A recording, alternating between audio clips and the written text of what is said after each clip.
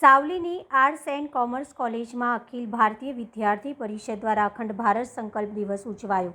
સાવલીની BK Patel arts and commerce કોલેજમાં અખિલ ભારતીય વિદ્યાર્થી પરિષદ દ્વારા અખંડ ભારત સંકલ્પ દિવસની ઉજવણી કરાઈ, જેમાં અખિલ ભારતીય શૈક્ષણિક મહાસંઘના મુખ્ય વક્તા ગુજરાત પ્રાંત ઉપાધ્યક્ષ ભારતસિંહ સોલંકીએ વિદ્યાર્થીઓને અખંડ ભારતીની ભૂતકાળમાં ભૌગોલિક સ્થિતિ સહિત પ્રાચીન ઇતિહાસથી માહિતગાર કર્યા હતા।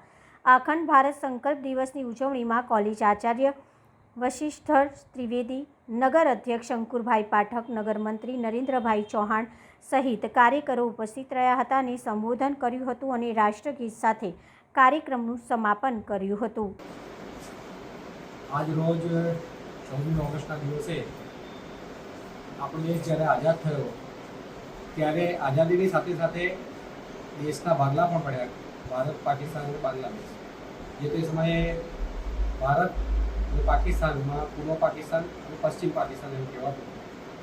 તો 14 ઓગસ્ટ એ આપણે અખંડ ભારત સંકલ્પ દિન તરીકે ઉજવીએ છીએ અને ફરીથી ભારત એક થાય એ માટે યુવાનોના મનમાં આ સંકલ્પ બેસે, પેઢી દર પેઢી આ સંકલ્પ જાય અને ભવિષ્યમાં ભારત, પાકિસ્તાન, બાંગ્લાદેશ, બર્મા, નેપાળ, સિલોન એટલે કે શ્રીલંકા, થાઈલેન્ડ, સિંગાપુર, અફઘાનિસ્તાન આ તમામ દેશો એક થાય અને અખંડ ભારત થાય।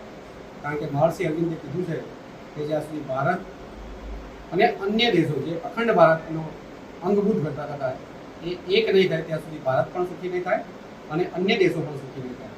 તો અખંડ ભારતના તમામ લોકો સુખી થાય એટલા માટે અખંડ ભારતનો સંકલ્પ આજના દિવસે લગભગ 125 જેટલા વિદ્યાર્થીઓ અને કોલેજ સ્ટાફ, રાષ્ટ્રીય સ્વયંસેવક સંઘ અને અખિલ ભારતીય વિદ્યાર્થી પરિષદના કાર્યકર્તાઓ કર્યો અને મને આ નિમિત્તે બોલાવ્યો તે બદલ હું એબીવીપી સાવલી એકમનો ખૂબ ખૂબ આભાર માનું છું। અસ્તુ ભારત માતા કી જય, વંદે માતરમ। આજે અખંડ ભારત સ્મૃતિ દિનના દિવસે